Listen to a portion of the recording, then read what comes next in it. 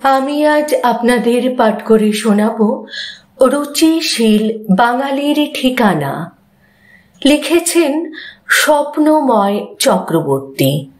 আশা করি আপনাদের সকলেরই ভীষণ ভালো লাগবে।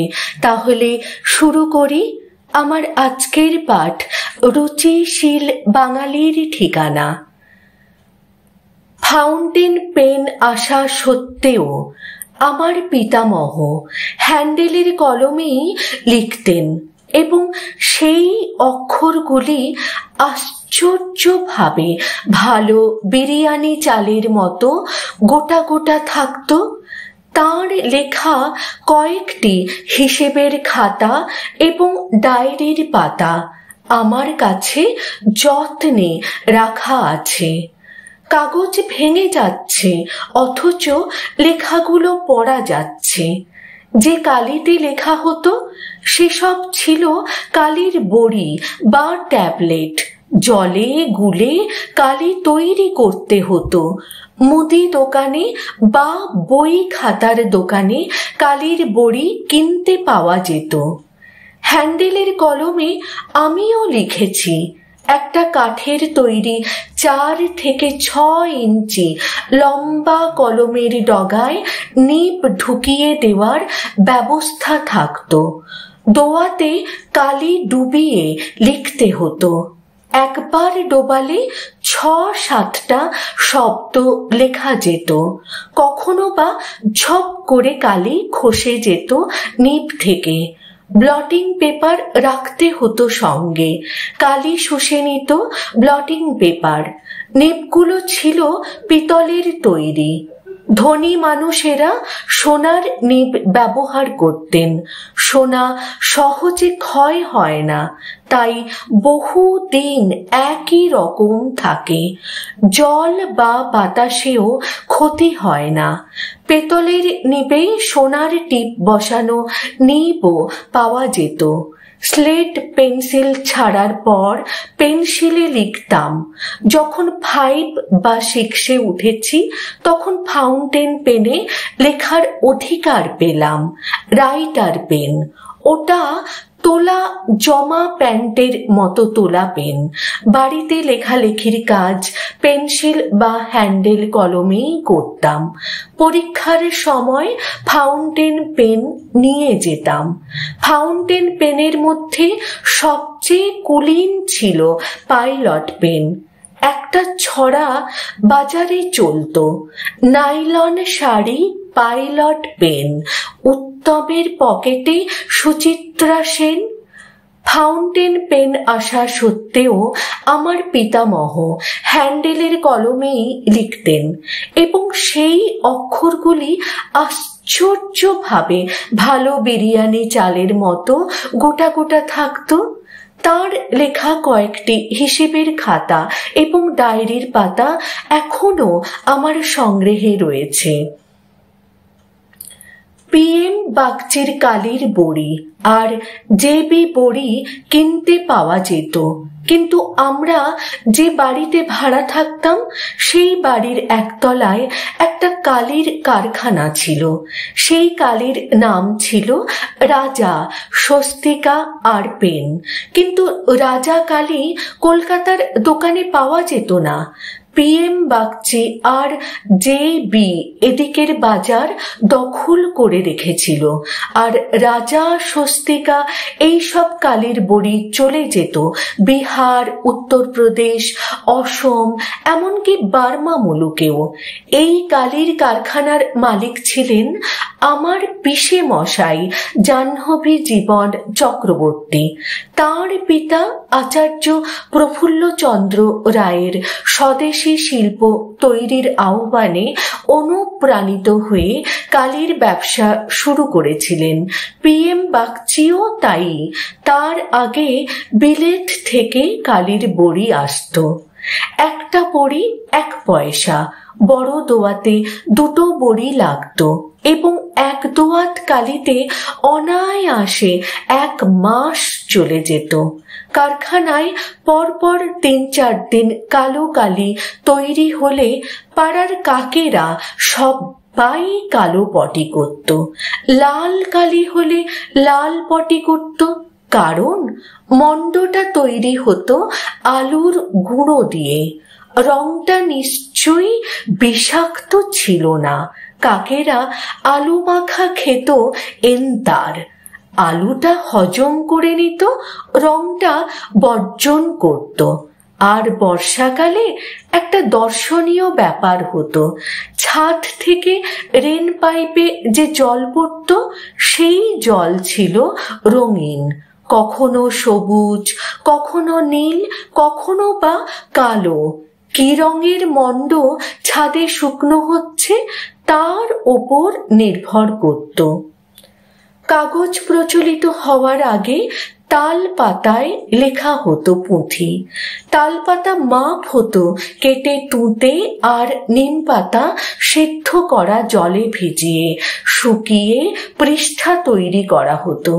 তার ওপর পাখির পালক কেটে তীক্ষ্ণ করে কিংবা তামা, রূপো, সোনার নিপ তৈরি করে কাঠের বা মোষের শিঙের বা হাতির দাঁতের কলমে লাগিয়ে কালিতে ডুবিয়ে পাখায় লিখতে হতো।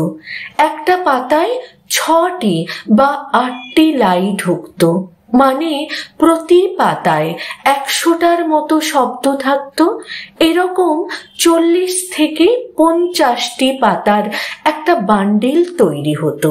একে বলে পটল। এক পটল শেষ হয়ে গেলে লেখা হতো ইতি প্রথম পটলম সমাপ্তম। সমস্ত পটল পড়া শেষ হয়ে গেলে ব্যাগে পটলগুলি তুলে ফেলতে হতো। শেষ হয়ে গেলে পটল তোলা হতো। কালক্রমে মৃত্যুকে লঘু বাচনে পটল তোলা বলা হয়। এই সব পুঁথি লেখার কালি তৈরি করতে হতো ঘরে। নানা রকম পদ্ধতি ছিল, তার 2-1টি বলছি। তিল ত্রিফলা বকুলের ছালা, ছাগ ও দুগ্ধে করি মেলা, তাহাতে হরিতকি ঘষি, ছিঁড়ে পত্র না ছাড়ে মসি। মানে তো বোঝাই যাচ্ছে, এমন কালি হবে যে পাতা ছিঁড়ে যাবে কিন্তু কালি বিবর্ণ হবে না। কিংবা কল কাষ্ঠ ভস্য, জব চূর্ণ তস্য শিকি, তার অর্ধ বাবলার আঠা, কালি বানা বামুনের বেটা। পোড়া কুল কাঠের মিহি গুঁড়ো, মানে কার্বন পাউডারের 4 ভাগের 1 ভাগ জবের গুঁড়ো মিশিয়ে সামান্য আঠা মিশিয়ে জলে ফুটিয়ে কালো কালি বানানো যায়। সম্ভবত এই লোকায়ত ফর্মুলা গ্রহণ করেছিল আমাদের দেশীয় কালি প্রস্তুতকারকরা। রসায়নের ছাত্র হিসাবে যেটা বুঝেছি, রঞ্জক পদার্থকে কাগজে ধরানোর জন্যে সূক্ষ্ম ফিল্ম তৈরি করতে হবে। এই জন্যে একটা কার্বোহাইড্রেট চাই এবং একটা বাইন্ডার চাই। আমার বাল্যকালের কালির কারখানাটি স্মৃতিতে এরকম। বস্তা বস্তা সাদা সাদা গুঁড়ো গুদামে আছে। কারখানার উঠোনে ত্রিপল পেতে সেই সাদা গুঁড়ো ঢালা হলো। একটা ড্রামে রং গোলা হয়েছে, ধরা যাক নীল রং। মগে মগে ঘন নীল রং ঢালা হচ্ছে ওই সাদা গুঁড়োয়। সাদা গুঁড়োগুলো আসলে ডেক্সট্রিন, মানে আলুর গুঁড়ো, কানাডা থেকে আসতো। সব রঙিন মণ্ড হতো, ঠিক রুটি তৈরির আটার মণ্ডর মতোই। তারপর সেসব ছাদে নিয়ে গিয়ে শুকোতে হতো। শুকিয়ে গেলে মুগুর দিয়ে ভাঙা হতো। তারপর সেই ভাঙা শুকনো মণ্ডগুলো একটা মেশিনে ঢুকিয়ে চূর্ণ করে ফেলা হতো। তারপর অন্য মেশিনের দিয়ে ট্যাবলেট তৈরি করে টিনের কৌটোয় ভরে ফেলা হতো। মুদি দোকানগুলো ডিলারের কাছ থেকে কৌটো হিসেবে কিনত এবং খুচরো বিক্রি করত। একটা বড়ি 1 পয়সা, বড় দোয়াতে 2 বড়ি লাগতো এবং 1 দোয়াত কালিতে অনায়াসে 1 মাস চলে যেত। এ নিয়ে আমরা অনেক জল্পনা কল্পনা করেছিলাম। আমরা জামা শুকোতে দিতাম বারান্দার রেলিংয়ে। আমাদের কাপড় জামায় সূক্ষ্ম কালির রেণুর চিহ্ন লেগে থাকতো। এ নিয়ে কখনো কাউকে অভিযোগ করতে দেখিনি। ভাবখানা যেন কালির কারখানাটা থাকলে এমন তো হবেই, কালি না হলে লেখাপড়া শেখা হবে কি করে। পাড়ার স্কুলে কিছুকাল পড়ার পর আমাকে হেয়ার স্কুলে ভর্তি করানো হয়। ওখানে বেঞ্চের পরিবর্তে ডেস্ক ছিল। ডেস্কের এক কোণে একটা গর্ত থাকতো এবং সেই গর্তে ঢোকানো থাকতো একটা চীনামাটির ছোট্ট পাত্র। সেটা ছিল দোয়াত। স্কুলের পিয়নরা হয়তো ওই দোয়াতে কালি ভরে রাখতেন। ওই সব দোয়াতে কলম ডুবিয়ে লিখে গেছেন রামতনু লাহিড়ী, রমেশ মিত্র, জগদীশ চন্দ্র বসু, প্রফুল্লচন্দ্র রায়, বলেন্দ্রনাথ ঠাকুরেরা। ডেস্কগুলি ছিল সেগুন কাঠের তৈরি, শতাধিক বছরের পুরনো। কালি রাখার খোদলে পোকামাকড় বাসা বাঁধতে পারে বলে এক সময় ওগুলো প্লাস্টার অফ প্যারিস দিয়ে বুঝিয়ে দেওয়া হলো। আমার পিতামহ প্রয়াত হন 1972 সালে। তখন আমার 20 বছর বয়স। কালির বড়ির যুগ শেষ হয়ে গেছে 6-এর দশকেই, কিন্তু আমার পিতামহ ফাউন্টেন পেনে লিখতেন না, স্বাচ্ছন্দ্য বোধ করতেন না। বলতেন, দোয়াতে কলম ডুববে না, সেটা কি কোনো লেখা হয় নাকি? ওর মতো আরো অনেকেই ছিলেন নিশ্চয়ই সারা দেশে।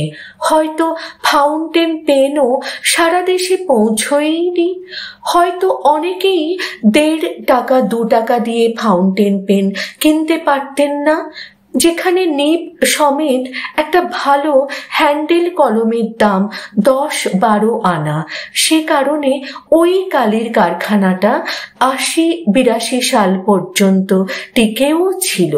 কালির বড়ি তৈরি হতো। এরপর এক সময় বন্ধ হয়ে যায়। ফাউন্টেন পেনের যুগে পাইলট পার্কারের পরই সোনালি ক্যাপওয়ালা চীনা কলম ছিল আভিজাত্যের প্রতীক। ম, ব্লা বা ক্রস এসব কলমের নাম শুনিনি তখন। আমি ব্যবহার করতাম রাইটার এবং ডক্টর। ডক্টর একটু দামি কলম, 2 টাকা। কলমের মাথার দিকটা প্রায়শই লিক করত। কলমের প্যাঁচ খুলে ভেজলিন লাগাতাম, কিছুটা সুরাহা হতো। সে যুগে সস্তার ফাউন্টেন পেনে আমরা হাতে কালি, মুখে কালি, বাছা আমার লিখে এলি প্রবাদের জীবন্ত মডেল ছিলাম। কলমের প্যাঁচ খুলেই কালি ভরতে হতো। সুলেখা ছিল বিখ্যাত দেশি কালি। এরপর এলো সুপ্রা, ক্যামেল ইত্যাদি। বিদেশি কালিও ছিল। দামি কলমের ভিতরে এমন একটা ইনবিল্ট ছোট রাবার টিউব ছিল, যেটা টিপে ধরলে কলমের শরীরে কালি ঢুকে যাবে। এই ঝর্ণা কলম বা ফাউন্টেন পেনগুলোকেও খেয়ে নিল ডট পেন বা বল পেন। বল পেন ঢুকতে শুরু করেছিল 60-এর দশকের মাঝামাঝি। প্রথম দিকে পাত্তা পেত না, বল পেনে পরীক্ষা দেওয়া যেত না, ব্যাংকের চেকের সই গ্রাহ্য হতো না। তারপর আস্তে আস্তে সামাজিক সম্মতি আদায় করে নিল। সে এক অন্য কাহিনী।